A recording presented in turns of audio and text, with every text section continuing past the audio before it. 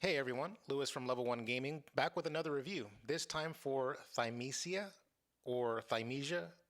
I'm not sure how to pronounce the game, but I'm going to stick with Thymesia. Also, be sure to check out level1gaming.com as my written review and other cool articles are there. The link will be in the description.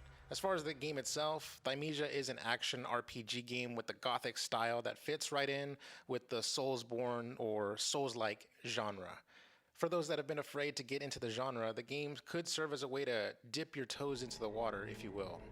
The game was developed by Overborder Studio and published by Team 17. So how does the game stack up? Well, here's our review for Thymesia. Thymesia takes place in the Kingdom of Hermes, a place that has fallen into an age of calamity. Across the land, multiple kingdoms were falling due to a plague, but Hermes' kingdom rose to power due to the use of alchemy that turned the plague into a cure. However, over time, the price of alchemy became too high, and Hermes' kingdom fell into chaos, and people became infected monsters, and they took to the streets. This is where you come in. You play as Corvus, the kingdom's last hope. Corvus was the successful result of alchemy experiments that made him beyond human. Corvus has raven abilities that let him throw feathers like knives, among other things. The story of Thymesia is framed as one big flashback. Corvus is trying to remember the answer to an alchemy formula that can be used to cure the kingdom.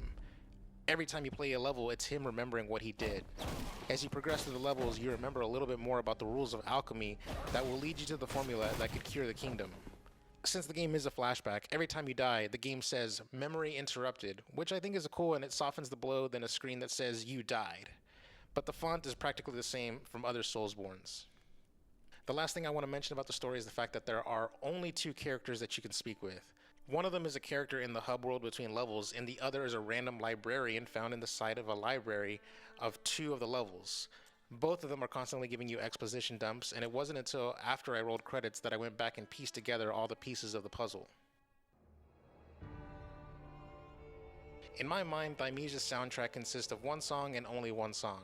The main theme is such a good song and is an earworm. I can hear it in my head even as I speak these words.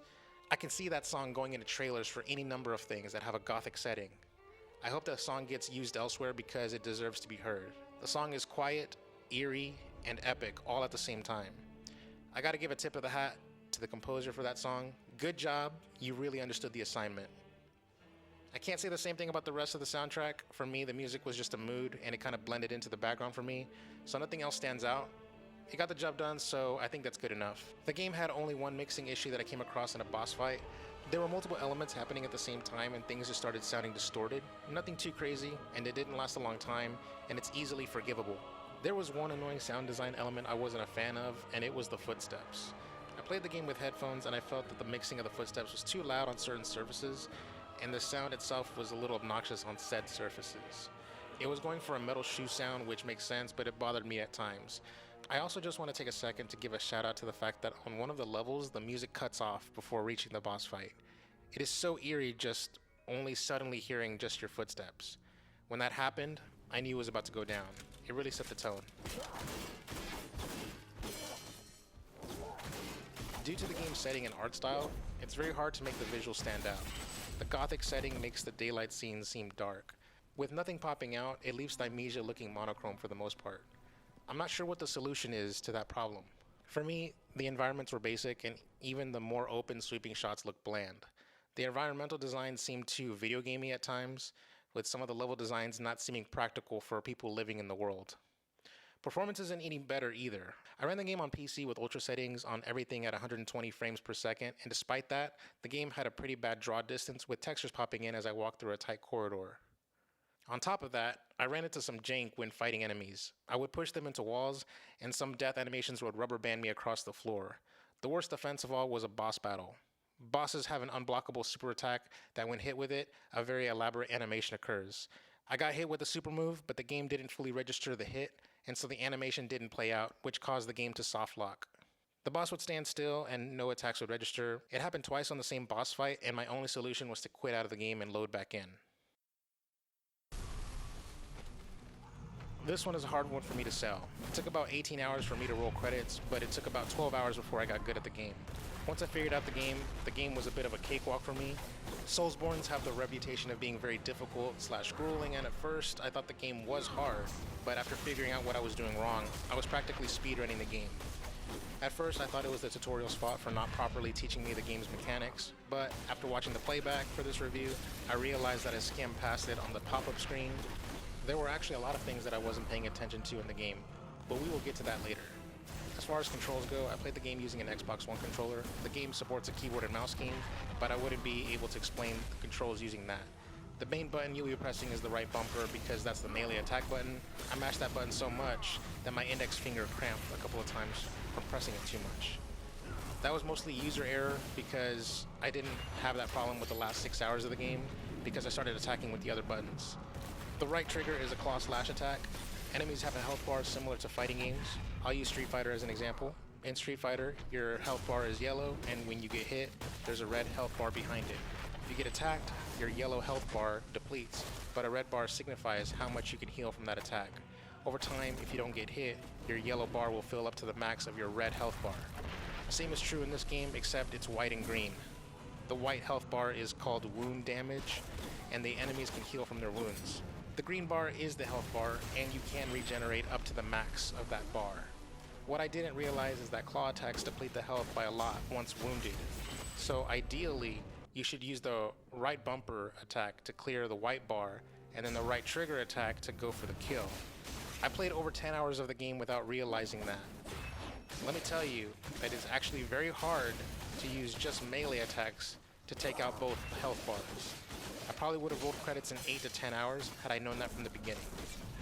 Continuing with the controls, the left bumper is a parry attack. If you time the button press before a hit, you don't take any damage. In the early game, this button is quite useless because in normal circumstances, you would be rewarded for doing parries. I'm going to use Ghost of Tsushima as an example.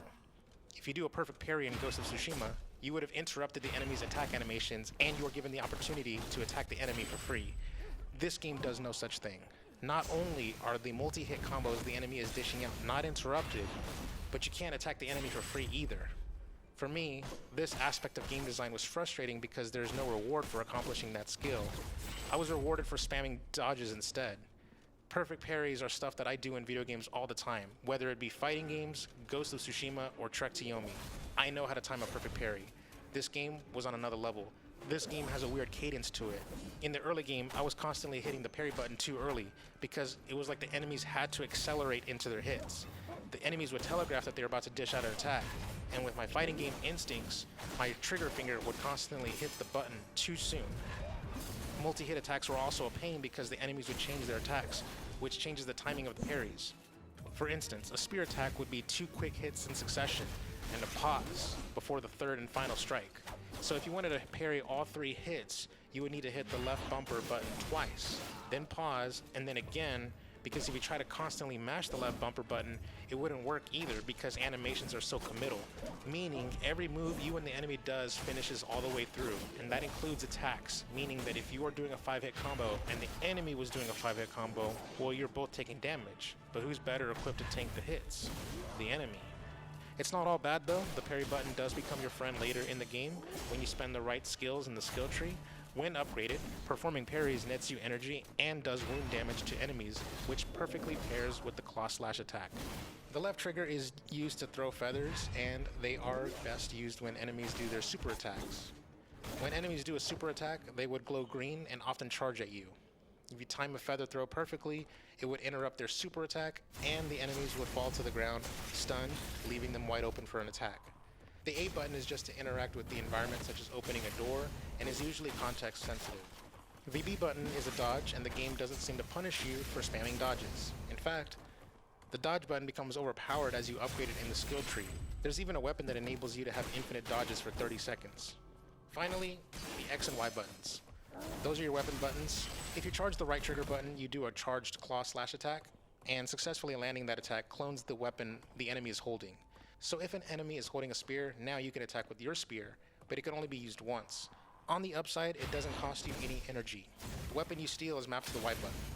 A weapon that you equip is mapped to the X button, and you can use it multiple times, but it costs energy to use the weapon. If your energy bar, which is the green bar on the bottom left-hand corner of the screen, is out, then you can't use it. I just want to say my favorite weapon that I left equipped for pretty much my whole game was the bow and arrow. It's so nice not having to approach and do damage to enemies from afar. A lot of weapons, such as twin swords, make you get up close and commit to doing an attack animation that leaves you open to getting hit, so the bow and arrow were quite OP. The last thing I need to mention is the right stick and up on the D-pad. If you press the right stick, it locks on to an enemy. Sometimes it was useful and other times it was a hindrance. Up on the D-pad will restore your health due to health potions in your inventory. Now with the basics out of the way, how does the game actually play? Well, to be honest, this is my first Soulsborne experience, so I can't really compare it to the Bloodborns, Sekiros, or Elden Rings of the world. I can only go by how I felt having played it. In short, the game has you playing through levels with a specific objective in mind to accomplish. There are enemies along the way that you can slay, including sub-bosses and final bosses that have full animation takedowns. The game doesn't handhold, and if you're stuck, it is up to you to figure it out. I'm of two minds on this one. On one hand, there are a lot of things that were my fault, and I simply wasn't paying attention. Soulsborne games are not here to hold your hand, and they are designed in a way to respect your intelligence. On the other hand, I'm so used to game design giving me a leg up. For instance, I was stuck on a boss fight for 2 hours. Side note, shout out to the fact that save points are placed just before boss fights. Normally in game design, when a player can't progress through something, the game, often in loading screens, would give you hints about strategies to try. This goes back to the wound damage bar. The boss in question had the ability to heal themselves, both the white bar and the green bar. While I was only using normal melee attacks, the boss would heal themselves all the way to 100% health. I had no idea how to beat the boss, and one time I just played the boss fight for a good 20 minutes thinking it was a war of attrition, because I was popping health potions to keep me alive. I almost gave up on trying to roll credits because the game isn't out, and I played the game for review, and so no YouTube tutorials exist. Luckily, I decided to exit out of the level and play other levels instead, and I happened to figure out the 2 health bar mechanic. This leads me to the other thing I was surprised by. The game is short, not including the last level, which I won't spoil. This game is essentially only 3 levels. In fact, you can play 3 levels and the game gives you the option to go to the end game. Luckily, I chose not to do that because I wanted to be thorough for my review, but this game doesn't really force you to play everything. They treat all the other levels as side quests, which is fair because the side quests just have you going back to the levels you played. The levels are designed with locked doors and passageways that you can't go through until you play it during the side quest. It's a great way to extract the most mileage out of your level design. The last thing I need to mention is the game's menus and the skill tree. The menu has everything, and I should have done a better job of exploring the menu, because it wasn't until after I rolled credits the first time that I discovered that all the lore is stored in a tab on the menu screen. This was super useful for the ending because the game quizzes you, and I wasn't paying attention and I got the bad ending. At first, I was scrubbing through 18 hours of playback before realizing that all the lore was there in the pause menu. This made it so I got the good ending the second time around. However, I didn't get all the endings because I didn't get the achievement saying that I unlocked all the endings. But I don't feel the need to go and unlock them all because I was satisfied with what I got. I'm not sure how many endings there are. At first, I thought there were 42 endings because of how the aforementioned quiz was posed to me. But after rereading the lore, I think there are 6, but I'll wait for YouTube to tell me that. The last thing I don't like about the ending is the fact that I have to play the final level in order to get to the quiz again, instead of the game just letting me load straight into the final scene. This complaint isn't a big deal because I was able to beat the final level in about 4 minutes because suddenly it was easier for me the second time around. Not that it actually was, I was just better. As far as the skill tree goes, it's very involved and I won't bore you with the details because this review is long enough as it is. What I will say is that the game doesn't make you commit to your build. The game lets you reallocate all your level points and your skill points at will. So if you don't like how you spent your level points, you can use an item to reset your level and spend your upgrades differently. I personally opted to do a balanced approach of spending in every category in harmony. What's not limited to an item, however, is your skill points, which you can delete and reallocate at any time. Every time you leveled up, you get another token for the skill tree. My personal gripe is after I got my character to level 30, the game stopped giving me tokens for the skill tree, so I never actually filled out the skill tree. I'm not sure why the game was designed to stop you from upgrading yourself beyond a certain point. I finished the game around level 37, so that was about 7 times I didn't get a chance to enhance my character with new moves. When I think about the game's difficulty, I think about the last game I reviewed for the site, and that was Godstrike. In my review for Godstrike, I said, every time I died, it was my fault, and I had to learn the boss's patterns and openings, and I needed to stop trying to force interactions the way I wanted them to go. The same is true here, and after I learned the game, I was able to beat levels in under 10 minutes. As a matter of fact, I did just that for this review, just to know that I can. When reviewing my early gameplay footage, I cringed because of how much better I got. I played some levels for over an hour because I kept dying. Now I practically speedrun the game and almost never use a potion, and I feel good knowing that. So going back to the opening statement of this section, this one is a hard sell for me because after I got good at the game, I actually liked the game. But would I tell someone who may not be good at Soulsborne games and who might get frustrated easily to try out this game? Well, I'm not sure. Keep in mind, I almost gave up on this game. I'm sure this would be a great game for people that are already fans of the genre. But is this game a great way to introduce someone to the Soulsborne genre? I'm going to say probably. This was my first Soulsborne game, and once I figured out the rules, I became good at this game and I found it enjoyable. This game might be considered easy. At only 3 levels, 12 if you count the side mission, this game is easy to get into with not a lot of commitment needed to get into it.